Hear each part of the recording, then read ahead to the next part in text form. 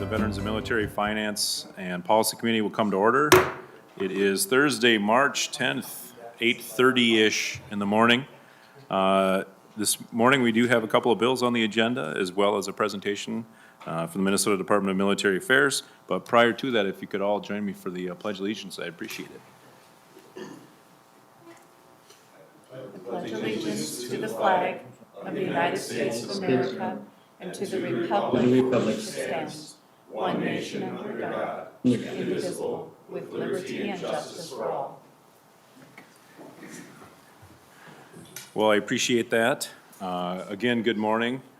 First thing on the agenda this morning, we have Senator Benson. Good morning, Senator. Good morning, Mr. Chair, and I think I know this is the first time I've been in front of you as a chair. This might be my first time in front of the Veterans Affairs Committee. Well, we are a hard-fought group that are going to question every line of your bill, so. Okay, well, I'm looking forward to it. I am prepared, Mr. Chair. Mr. Chair, do you have someone who could move Senate File 3040 for me? I believe Senator Howard mentioned that he really felt like doing that. Oh, Senator Anderson? As a former Navy guy, I would appreciate moving, well, I better look, Senate File 3040 to be in front of the committee. Senator Howe moves that Senate File 3040 be recommended to pass and sent to Finance Committee. All those in favor of the motion signify by saying aye. Aye. And nay, same sign. With Senator Benson, and we've been moved. Thank you, Mr. Chair. Now that Senate File 3040 is before the committee, it is my honor to get to carry this bill. I was invited to be part of the sponsor group for the commissioning, so I got to travel to Marionette, see where these ships are being built, and understand a little bit of what they do as the Navy evolves, as our ability to manage conflict in the world evolves. Having a lower incursion, low draft, fast-moving ship prepares us for what is next as we defend this country and our interests around the world. And so, once again, the state of Minnesota has been given the honor of having a ship named after one of our cities or our state. So there have been 3 USS Minnesotas. There have been 2 USS Minneapolises, and now we will have 2 Minneapolis-St. Pauls. And Mr. Chair, with that, I believe, actually, I do have a technical question. Mr. Erickson or Ms. White, as we look at this, the appropriation, I just want to make sure that this is designated as one time, so we might need an amendment or clarification. Mr. Chair. Mr. Erickson. Yeah, Mr. Chair, I think Senator Benson is right. Under the budget rules, an appropriation that's made in the second year is implied to be ongoing unless otherwise stated. So I think an oral amendment would be in order just to add at the after the period on line 1.8, insert, this is a one-time appropriation.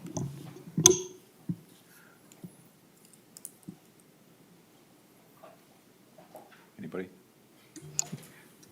Anybody like to move that amendment?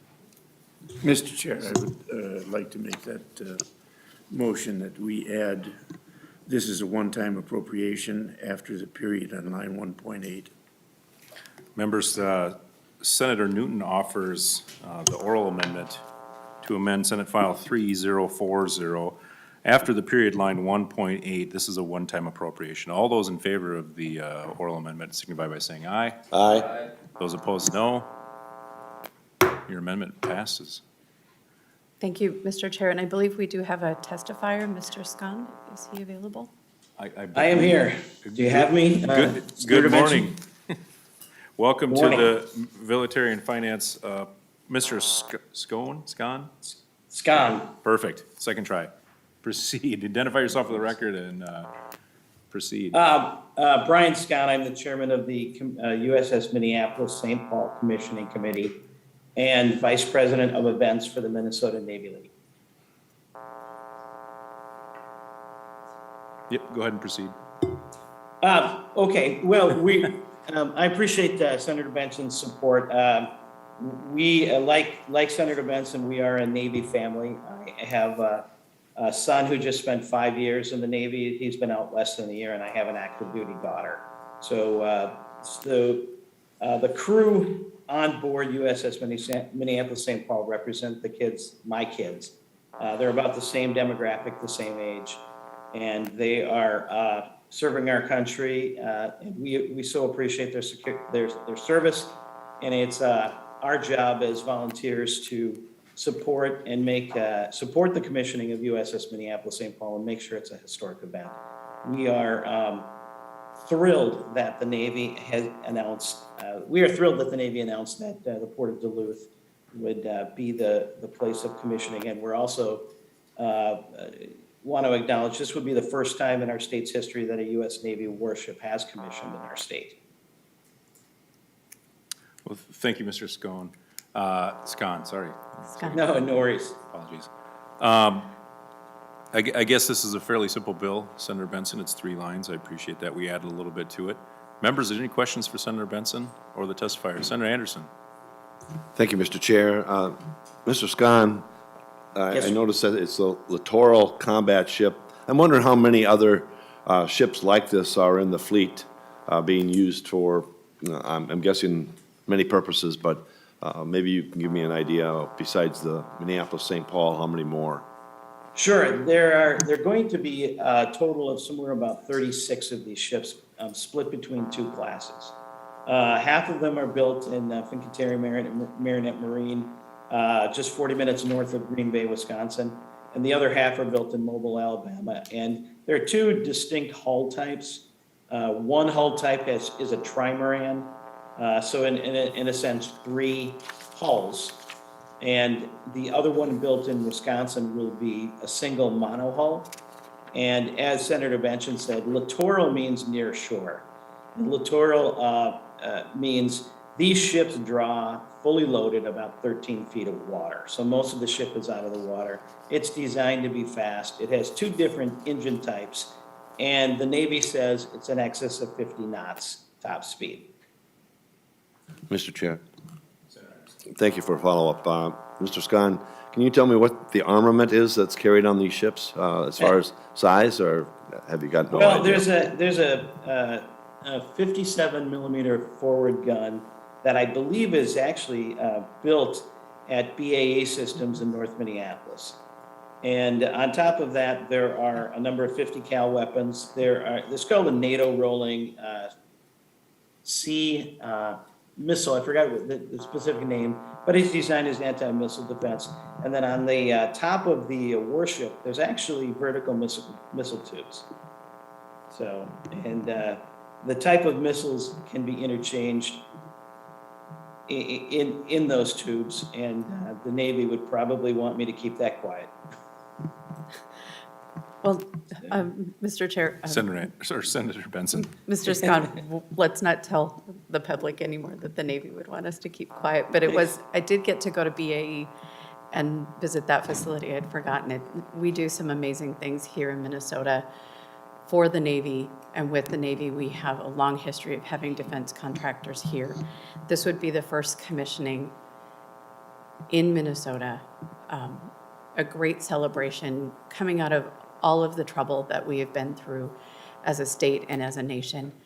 And I think it is worthy that this $200,000 be used to honor the crew of this ship who will be going forward to defend our rights and our freedoms around the world, but also give an opportunity for the people of Minnesota to celebrate that we do have a Navy heritage. We are part of our nation's defense, and let's cheerlead that.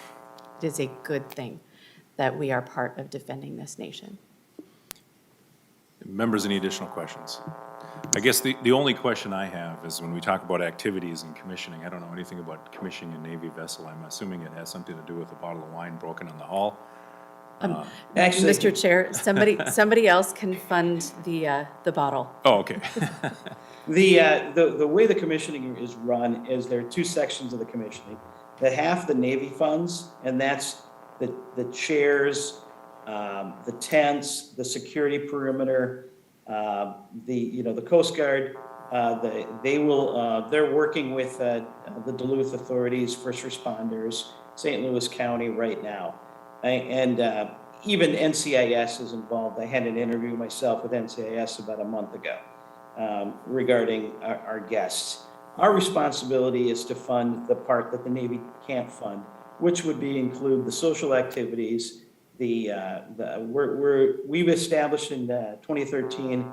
I had the privilege of signing a contract with the University of Minnesota Foundation to establish an $80,000 scholarship with their foundation. That scholarship first goes to descendants or relatives of USS Minnesota, then it goes to the NROTC students there. So a lot of our funds go to the, like I said, the stuff, the events that the Navy doesn't fund.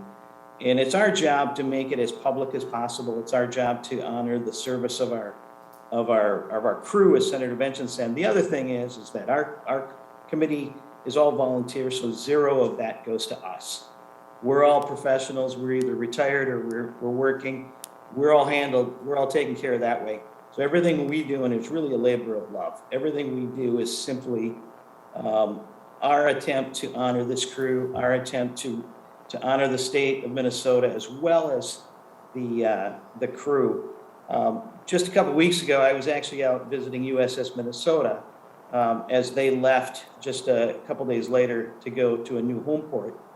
Earlier this year, we supported their deployment, actually in 2021 deployment, by raising funds in private sector to support quarter zips like I'm wearing for their 2021 deployment. We continue to support through a labor of love, through our volunteer, our ships, and we will continue to do this afterwards. As the ship is commissioned in about 25 to 30 years, we will continue to support this ship. Very good. Well, Senator Benson, I appreciate that. Senator Uyghur. Yes, thank you, Mr. Chair. Thank you, Senator Benson, for offering this to the testifier and for your invites for various events commemorating this overall cause. So well done, great bipartisan support. Last night, actually, I watched, not really directly on this, but I watched the last episode of a series called The Last Ship. And I'm wondering if Brian, Scott, this is kind of a tribute to the Navy pre-pandemic, but this was about a pandemic. Did you see that series? I did. I saw many of those episodes. We watched it regularly. Mr. Chair, and may I ask, what did you think of it? I thought it was just a great tribute to the Navy and surreal in terms of global, war and a pandemic. And, this was made, several years ago, but I thought so much of the Navy, and then knowing this was coming up tomorrow, so I wanted to just get your thoughts, because I thought it was... What's interesting about that ship, it's an Arleigh Burke-class destroyer. My daughter served on an Arleigh Burke-class destroyer for 2 years, and she just left it last July, and now she's an instructor teaching navigation at Naval Station Great Lakes. She also served on an aircraft carrier in 2018, deployed to the Mediterranean, deployed to north of the Arctic Circle, and as well during that deployment. And they were two completely different events, two different situations. An aircraft carrier stands off, it has longer range. The destroyer is, as you saw in that series, is up close and personal. Very similar to the littoral combat ship we're commissioning. The roles are going to be somewhat similar. My daughter's ship was in and out of the Persian Gulf 20 times. They escorted commercial traffic. They engaged with our adversaries every time there was an interaction. And so, but the Arleigh Burke destroyer, as well as the littoral combat ship, will be up close and personal. It will make a difference. It will be very visible to our adversaries. And just as that series, these people are heroes. The thing about that series, it was pretty true to form. They really followed Navy protocol as close as they could. Mr. Thank you very much. Sure, thank you. Members, I believe we're to the point now where we've had some discussion and questions here, and I think Senator Anderson, would you like to move Senate File 3040 as amended? Thank you, Mr. Chair. I move that Senate File 34 as amended be recommended. Members, Senator Anderson moves that Senate File 3040 as amended be recommended to pass and sent to the Finance Committee. All those in favor of the motion signify by saying aye. Aye. Whoops, sorry, wrong. And those signify by saying no. The amended 3040 is passed, and you're on your way to Finance, Senator Benson. Thank you, Mr. Chair. And as a Navy wife and the aunt of a young officer who is on an Arleigh Burke out of Virginia right now, I thank you for the conversation, and let's have a good Navy celebration. Very well. Next on the agenda, we have Senator Howe. If I can find my agenda, there it is, with Senate File 2875. Senator Howe, to your bill. Thank you, Mr. Chair, and members, I'd like to, Senate File 2875 modifies who is eligible to get veteran on their driver's license and modifies the documents you need to get that done. And at this time, Mr. Chair, I'd like to move the A5 delete all amendment. Members, Senator Howe, I believe it should all be in your packet. Would like to move the A5 delete all. Let's see.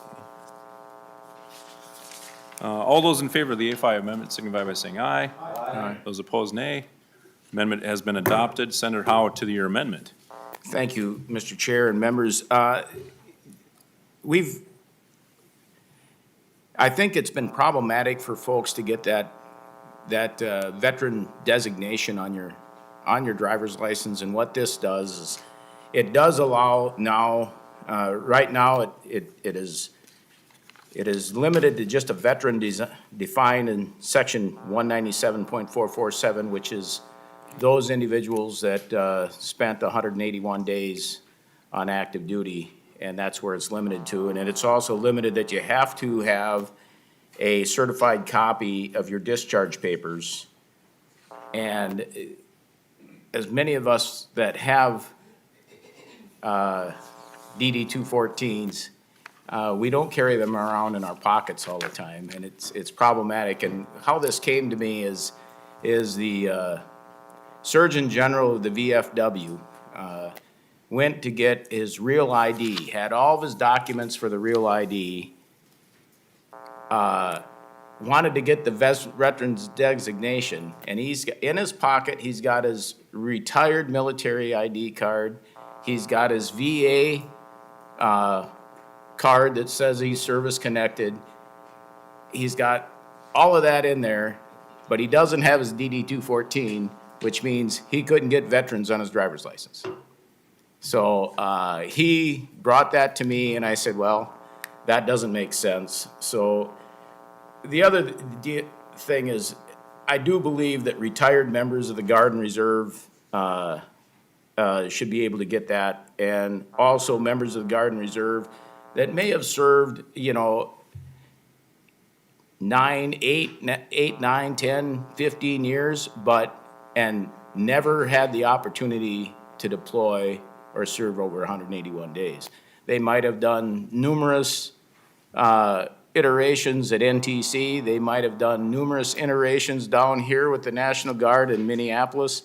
They might have volunteered for numerous deployments, but never had the opportunity, or as some of us might say, the unfortunate experience to get deployed into a combat zone.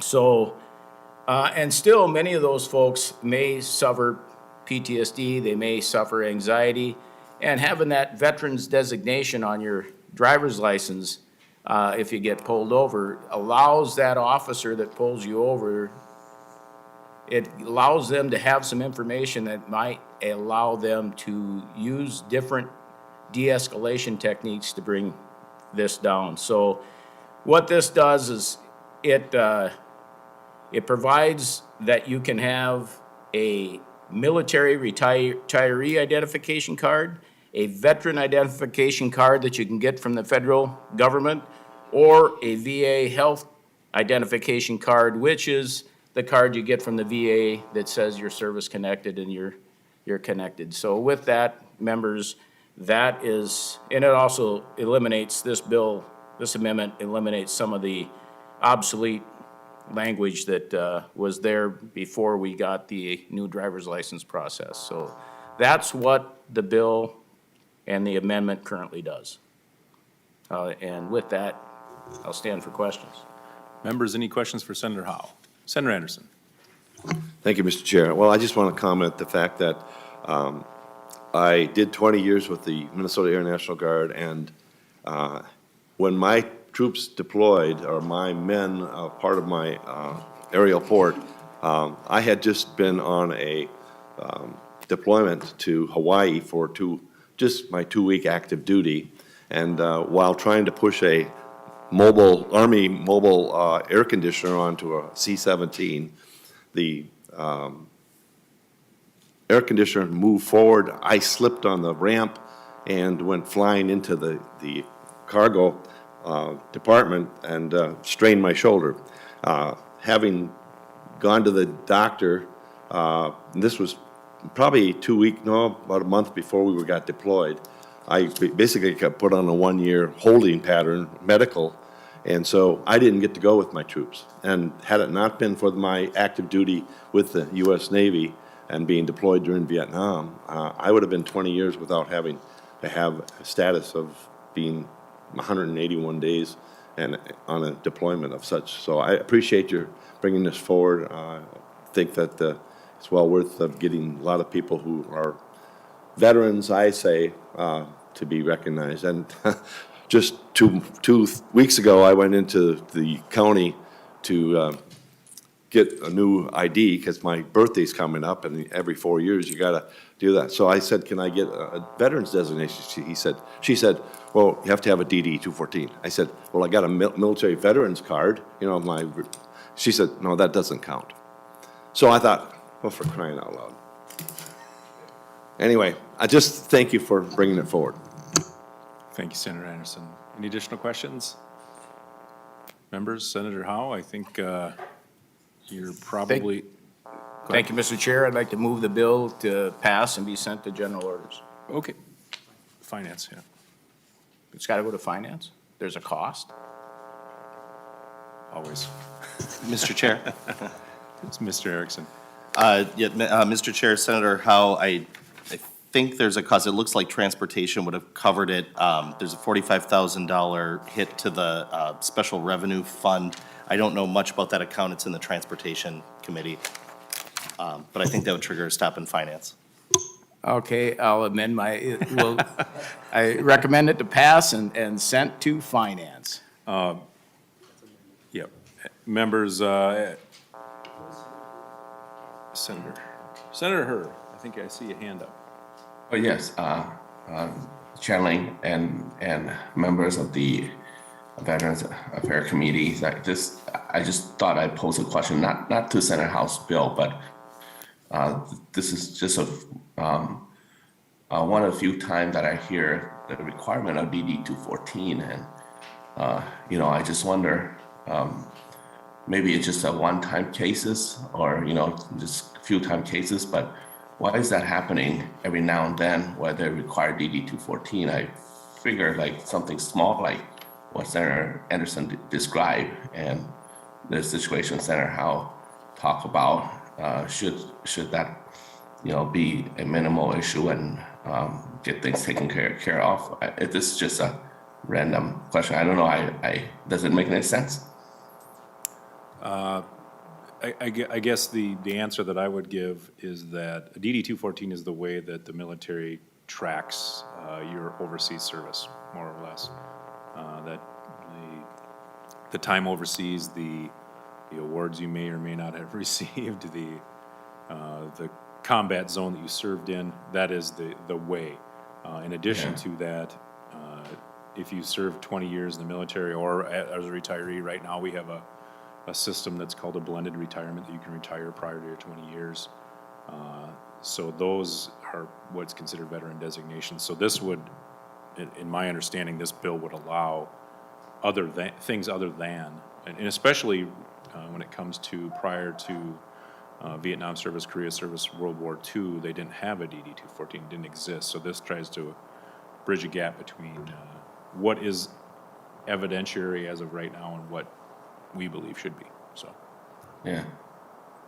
I was just thinking, out loud in the long term, maybe we could figure some legislation that fix it for all, and so that it just not, it doesn't vary from agency to agency. So I don't know, I just thought I'd share with the committee members. We don't have to do anything right now, but just off the side discussion here.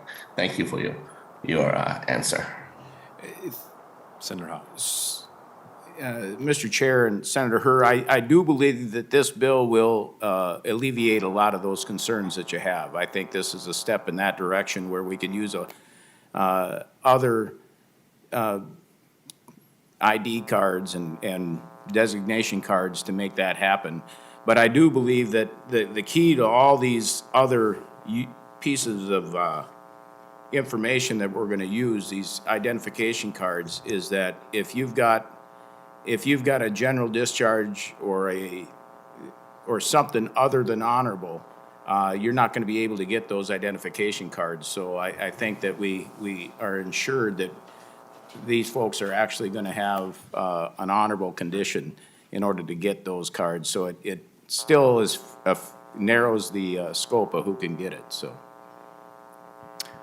with that, I'll try it again. Renew. I'll move that Senate File 2875 be recommended pass as amended and referred to Finance.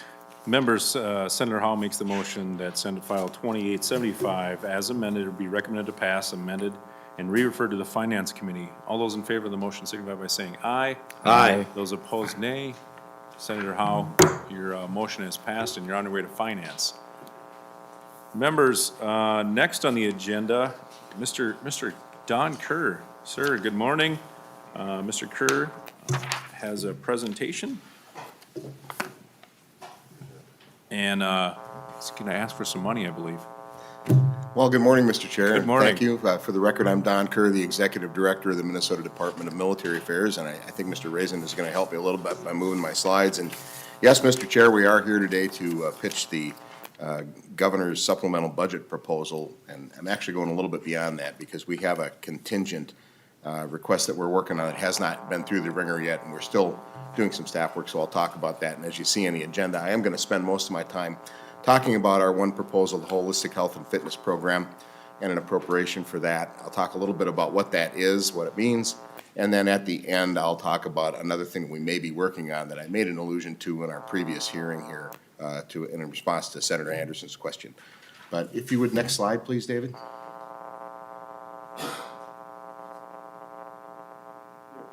There we go.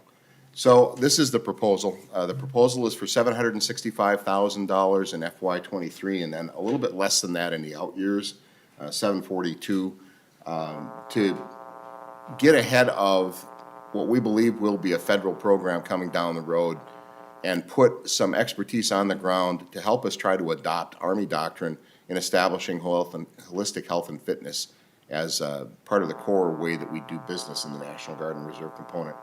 So we'd start with 3 military personnel full-time plus 2 civilian professionals as state employees full-time in the program to try to get the program on the ground so that we're in a position when we do believe federal funding will be coming that we'll be able to transition this program into the federal side. And I've got to tell you that I started as a skeptic when this proposal was being made because we have sometimes seen new proposals come out that look like they've got a lot of steam and then they kind of run out. But based on the way that the active component is really diving into this program, I do believe that there will probably be a follow-on federal program into the reserve components. Next slide, David, please. So to give you some background, first of all, obviously retaining people are our greatest strength in the Army, and retaining them is incredibly important. In fact, that first bullet comment was lifted directly from General Mankey's briefing to you that he gave when he gave us the status of the Guard. The Army has adopted holistic health and fitness as really the core. In fact, the Army Physical Training Manual is now entitled Holistic Health and Fitness. And that manual lays out this program in it. So it is Army doctrine.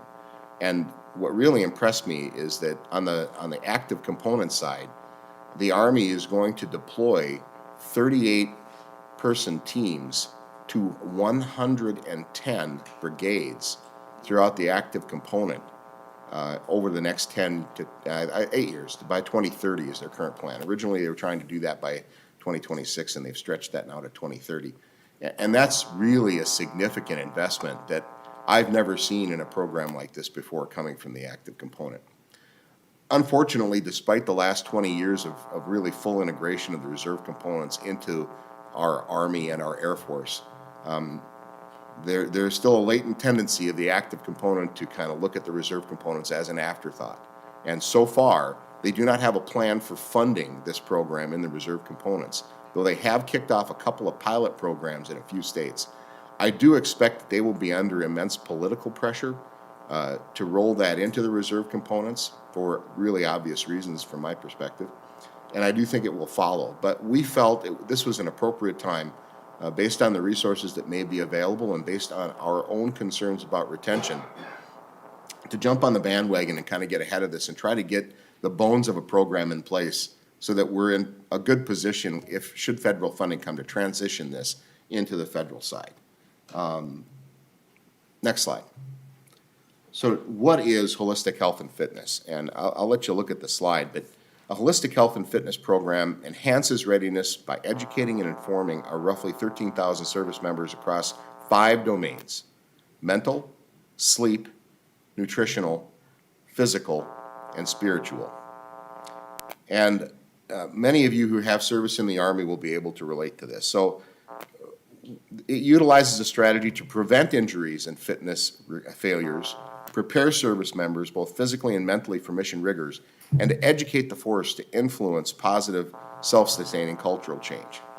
I spent quite a bit of time in the United States Army and in the National Guard, and I was thoroughly brainwashed. And as many of us have been, and I don't mean that in a bad way, but I was educated as to the ways of that particular tribe. And I recently went through something now as I'm getting older. I had a hip replacement earlier this year. And as I was going to physical therapy, I got a question that I never expected to get from someone who was driving my physical fitness. And if the physical therapist said, well, are some of those exercises easy or hard? And I did my best Yoda impression and said, I really don't understand your question. The environment I come from, there is no easy or hard, there is simply do. If they tell you to do 40 push-ups, it doesn't matter if they're easy or they're hard, you just do them. And nobody asks you if they were easy or they're hard, you just do them. And you do them until you break. And we have a lot of soldiers that we have broken because they have done things until they break. And this is really being adopted throughout the force. A lot of our elite warriors are getting to the age where they can really be productive, but they're running out of knees and hips because they've run so many miles as part of their conditioning program, and they weren't paying attention to what their body was telling them and trying to figure out how to make this last over the longer term. And they're running into psychological problems because they don't know how to deal with some of the stresses. And this really takes what was a very, very focused strength conditioning philosophy and expands it into a total wellness thing. And it was kind of interesting because one of the responses I got back when I sent some of the preliminary stuff out was, when I read this in the governor's budget, I had a vision of soldiers doing goat yoga. And I kind of thought about that, and I thought, it's kind of funny, but it may not be that far from the truth, because actually yoga is one of the spiritual components that's in here. So I don't know exactly how far down that road we're going to get, but let's go to the next slide, and I want to give you a little bit of an example of what this is. So the Army, and these are all taken from an Army slide. This is the strength slide. So clearly, the old school physical training component that the Army has been doing forever is still very much alive and actually fairly sophisticated. It talks about strength, endurance, and speed, and it talks about how we build explosive strength, and there are all kinds of different aspects and how everything interrelates, and they put a lot of thought into this. And then the other 4 components are all kind of squished together on one side in very general terms. So if you go to the next slide. This is the summary of the other 4 areas where they clearly don't quite have this figured out as much, but I do think it's the right step to move in. And again, I started as a skeptic here, but being better educators of our soldiers about what's important, not only from a physical perspective, but also from a mental perspective. And one of the things that's getting a lot of interest in the media is its emphasis on sleep and how important it is to get sleep to soldiers. And those of you who have been in the Army know that sleep is almost anathema. In fact, it's almost an anti-thing, that it's like who can go the longest with the least amount of sleep and still be functional. And the Army has really kind of turned a corner on that and said, no, what we really should be doing is, we understand that sleep may be in tight supply, but you better look for it where you can find it. And it's okay to take a power nap in the middle of the day to be able to get through this and to learn how to do that. And that's really getting a lot of play. So I do think that this is kind of a fundamental change. And one of the big things that we think we're going to be able to really be successful in is the physical therapy and healing component to this. So let's go to the next slide for a minute. This is a picture of what the active component is investing. So those green boxes across the top are an Army brigade, and that the one to the far left that drops from the brigade that's your holistic health and fitness program. And all of those boxes below the green ones, the white, blue, white, and then a bunch of green ones, those are all individual people in each brigade. Now, a brigade is an element of between 2,000 and 5,000 soldiers. And we have 4 of those in Minnesota. They're putting 37 or 38 human resources against the holistic health and fitness program in every combat brigade. That's a huge investment. These are oftentimes, there'll be multiple brigades on a single installation. So you're talking about a big investment. Go to the next slide, David. What we're looking at is a very small portion of that to get started. We think we need to have a program manager. We think we need to have a program developer. We think we need to have a dietitian and a physical therapist. And I can't remember what the last one is over on the right-hand side, the other green suit below the, but we think by really putting in a small team, we can start providing some subject matter expertise to our unit commanders so that they can provide counsel, guidance, and in some cases, they may be able to help individuals that maybe need a referral to a physical therapist or a referral to a dietitian so that we can retain more soldiers rather than breaking them and throwing away. As you probably have heard before, it is estimated that it costs between $60,000 and $100,000 when we recruit a soldier into the National Guard just for their initial entry training. $60,000 to $100,000. I don't even dare guess what we have invested in Senator Lang as an aviator. And, just in jet fuel alone, jet fuel alone, we've just spent an immense amount of money, so much that it's really difficult to even comprehend. If he's got a knee injury that may preclude him from continuing to serve, if we could fix that by getting him into a proper physical therapy regimen, how much should we spend on that? Well, it seems to me something.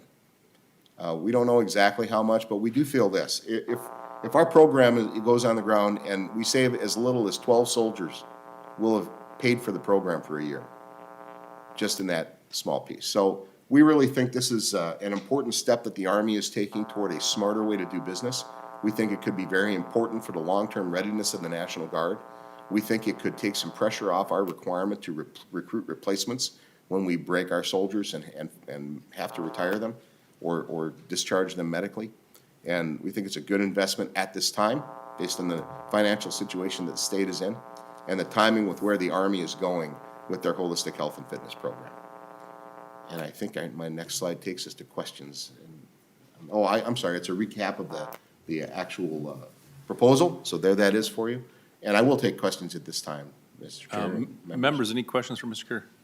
Senator Duckworth. Thank you, Mr. Chair, and thank you, Mr. Kerr. Just for the record, as an infantryman, we're far less expensive than someone like Senator Lang. I'll get you a school slot. Yeah, right, I appreciate that. Just a couple questions for you. Obviously, a great concept. Anything we can do for our soldiers that help them with their readiness, whether it's physical, mental, you name it, is a good thing. I've been around in the Guard long enough to see the active duty component come up with great ideas, talk about what they're going to unroll, and then it either goes away, never happens, or it gets significantly modified before it gets implemented across the force and thereby into the National Guard or Reserve. So my question for you would be on the timing of this. How far along is the active duty component in this program, and does it make sense for the Guard and Reserve here in Minnesota to start movement on this initiative, so to speak, when in reality the active component might still have a lot to figure out about it? Mr. Kerr? Mr. Chair, Senator Duckworth, excellent question, shared all of your concerns, and this is what I'd say. They've rolled out, I believe, 5 brigades worth already in 2021 and 22, and they have a plan to roll out that 110 by 2030. And they do have a couple of pilot programs because they acknowledge they haven't figured out exactly how to apply this to reserve component. But we, again, based on the investment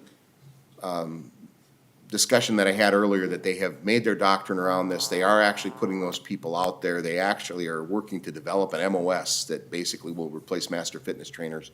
I really feel that this is going to be something. Now, is it going to be 110 brigades with 38 people in it in the end? It'll probably get scaled back. There are probably some places where they can find some economies. And depending on how the pilot programs come out with the reserve component support, that's going to be different. And of course, our proposal is already much smaller. As I mentioned, we have basically 4 brigades in the Minnesota Army National Guard, and we are going to roll out 1 team to cover the whole state. So we know that we're going to have a very reduced investment, and we also don't have our soldiers with us every day, as we all know. But we do think there's going to be something that comes of this, and we think we've identified the right pieces that are likely to survive first contact and evolution of the plan, and think that we're on the right track to make this investment. And again, our hope is that we will see the federal funding come along and we'll be able to transition the program out of the state-funded side into the federal side. Senator Duckworth. Thank you, Mr. Chair, and thank you, Mr. Kerr.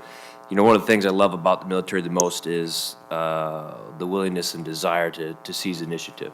And so I compliment the state for taking a look at this and wanting to take initiative and figure out how we can begin to build the structure around it.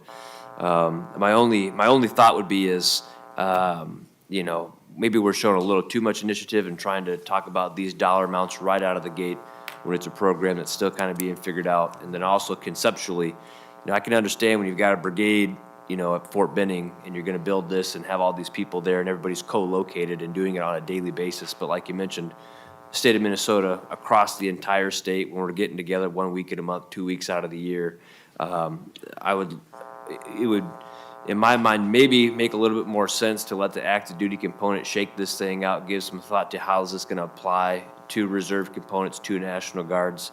And then at that time, too, also allow for us to wait for that federal funding to catch up. But to your point, it makes sense to start wrapping our minds around it, see how it could work here, how we could build the subject matter expertise for a program like this. You know, I'm curious to see how it plays out at that active component level before we go ahead and implement it here. Thank you. Senator Newton. Thank you, Mr. Chair, and thank you, Mr. Kerr, for bringing this forward. I think it's a good idea.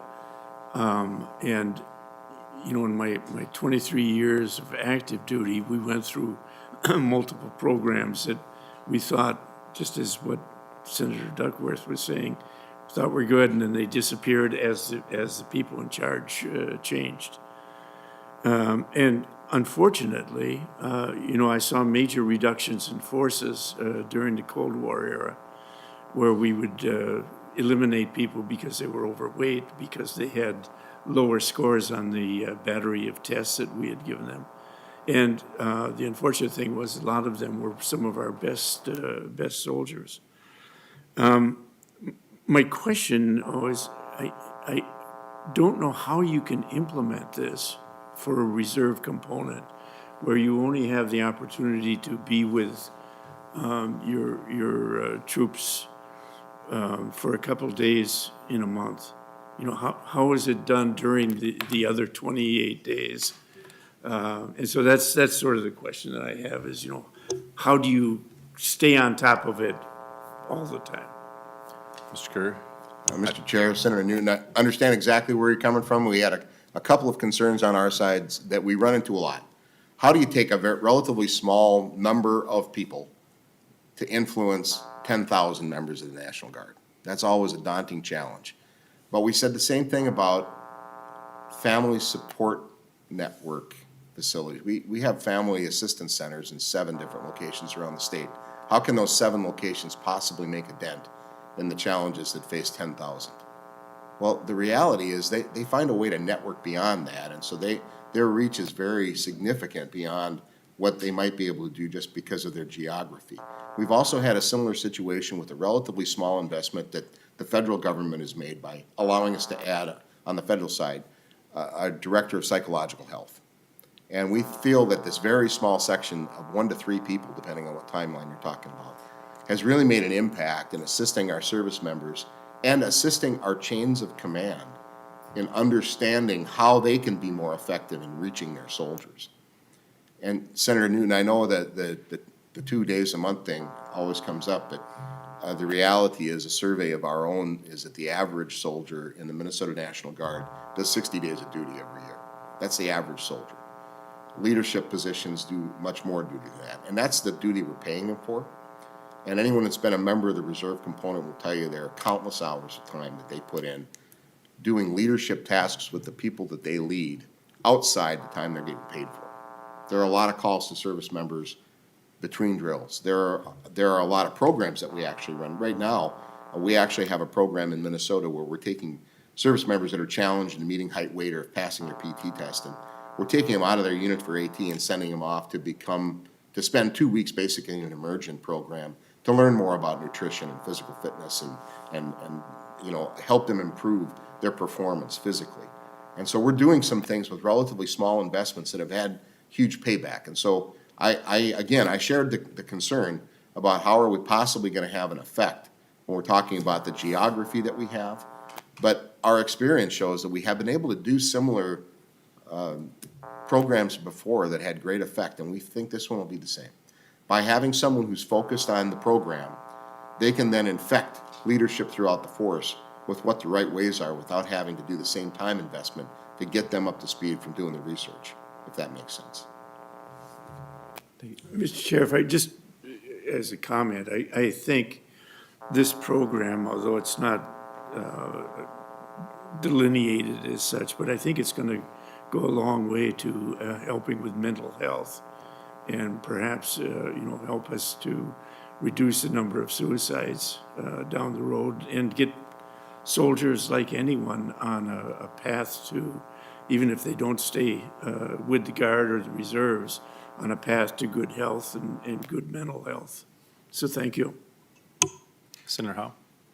Thank you, Mr. Chair, and I appreciate the program. I think it would have, in my 35 years in the Guard, I think it would have saved a number of good soldiers that I seen go out the door. And from someone that has had foot surgery, knee surgery, and have been scheduled for back surgery twice that I've been able to avoid yet, but all service connected. I think something like this would have helped me immensely. I'm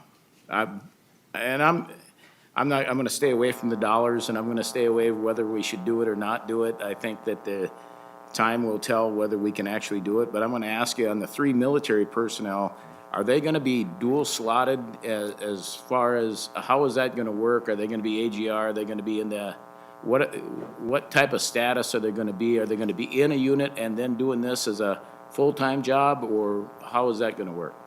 Mr. Kerr? Mr. Chair, Senator Howe, good question. Yeah, so the military personnel would be state military personnel. That we have about 30 state military personnel where they're paid like their AGR. They have the same benefit package like their AGR, except the insurance, that's a little different.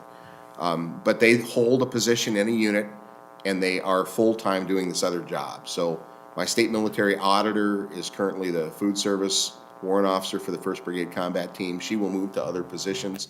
My CFO, actually, the Chief Financial Officer of the Department of Military Affairs, is a state military member, and he's currently assigned up at the Warrant Officer Candidate School, as is our quartermaster. So they would follow that kind of a path where they would hold a position in the National Guard in the unit, and this would be their full-time job. Thank you. Senator Anderson? Thank you, Mr. Chair. Mr. Kerr, I know going from just a lowly E4 to E5, become a supervisor, then a manager, and try to stick all this into a 2-day scenario, you're almost asking them to stay overnight and do it after hours. But I'm just wondering, is there a directive from the federal level, that the state of Minnesota, or all the states are gonna be doing this, or is this just, you're anticipating this? Sure. Mr. Chair, Senator Anderson, good question. So the doctrine is there that says this is how the Army's going to do business. The resourcing is not forthcoming from the federal government, and so they can't really direct us to stand this up until they provide us the resources to do it. We are leaning forward because we think it's a good investment for the state of Minnesota in their service members to try to get this thing on the ground. Again, with the expectation that there will eventually be a federal program that'll probably look a lot like what we're gonna put down on the ground. Though we could be wrong. So, Mr. Chair, Mr. Kerr, it says in our notes here that you're not anticipating federal funds till 2027. And so that's a long, I mean, it seems like a long time, and it'll come fast. It'll be here and you're going, oh, my word, we were behind the 8 ball. But I'm just wondering, this is a good step in the right direction. I think, as Senator Howe has already mentioned, that this would have been a great thing to have in previous, because I had troops that,